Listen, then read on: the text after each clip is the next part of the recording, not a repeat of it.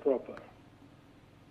Absolutely. In fact, if I could, just introduce this piece of information to our viewers, US President Donald Trump has said that Washington is closely monitoring the deadly protests in Iran and weighing potential military retaliation, adding that he has been briefed in recent days on a range of intervention options. When asked how the United States would respond if Iran were to strike American military bases, Trump said, and I quote here, "We will hit them at levels that they have never seen before."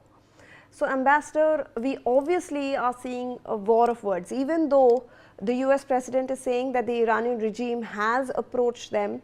Over here, US President Donald Trump seems to be ready to take, massive military strikes against Iran, and Iran is also not backing down. They have warned of retaliation if something like this happens. Well, 2 points. Iran might retaliate, but Iran will never initiate. Second point is that let us look back at history. If President Trump had not walked out of the nuclear deal, arrived at under the leadership of President Obama, this sort of situation would not have arisen. Iran was keen to normalize its relations with the United States and to come back to international commerce. And Trump, for his own reasons, for the reason that as candidate he had made that promise, and for the reason that he wanted to do the bidding of Netanyahu, he walked out of that deal, and his walking out of the deal is a primary cause, reason for what is happening, because I agree there is corruption. I agree that the regime is very cruel, but there will be corruption because there is scarcity, and the scarcity is there because of American sanctions. And as you know, in December, the rial, it was about 42,000 rials to a dollar, and yesterday or so I checked, it is almost 1 million.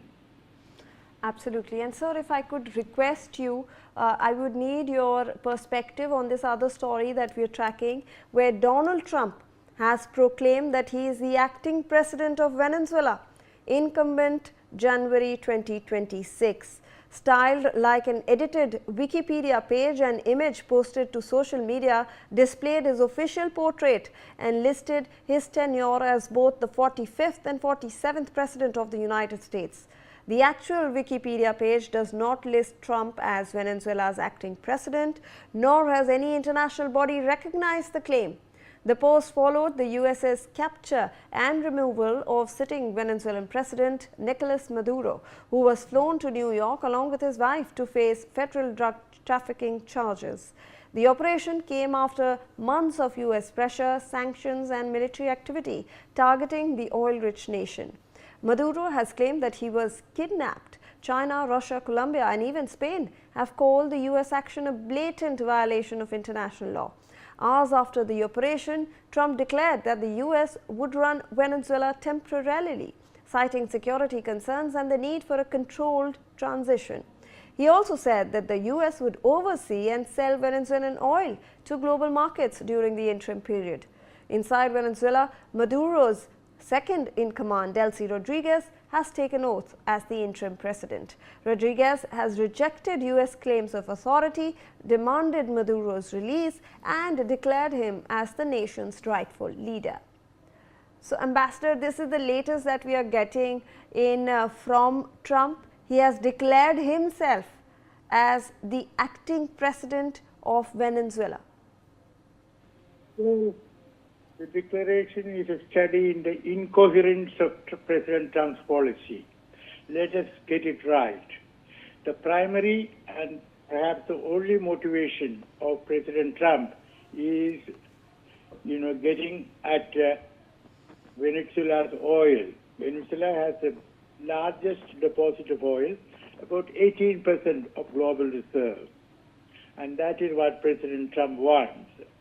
Now, before the invasion, very recently he said after what he did, which as you mentioned is an absolute violation of international law, UN Charter and even American law, because you cannot have a judicial process where somebody is declared a guilty person without giving a chance to that person to make his or her case. In the case of Maduro, there was some judicial process where an arrest warrant was issued. Okay. So he said it is because of oil. We want some oil, and he said billions of dollars will be invested in Venezuela by American companies. And he had a meeting with the CEOs of the oil majors. And what happened? Exxon Mobil president said Venezuela is not investable. Why? Because of political instability. And that's point number one. Point number two, yesterday we heard that America is advising its nationals to get out of Venezuela. So, if American nationals are going to get out of Venezuela on the one hand, how are American companies going to invest in Venezuela? So, this shows the incoherence of Trump's policy. And sir, do you think this claim will be accepted by world leaders globally? Because he has posted it, he has put out a picture with that claim. Well, you cannot, you can expect anything from Trump, but let me put it this way. Let us sort of not take it too seriously. There is a government in Venezuela. Led by the acting president, who was vice president under Maduro, and that is that. I don't expect American troops invading Venezuela as they did Iraq and all that. So I think President Trump finds himself in a bind. Let us see how he gets out of it. All right. Thank you so much, Ambassador, for joining us on the broadcast. We appreciate your time.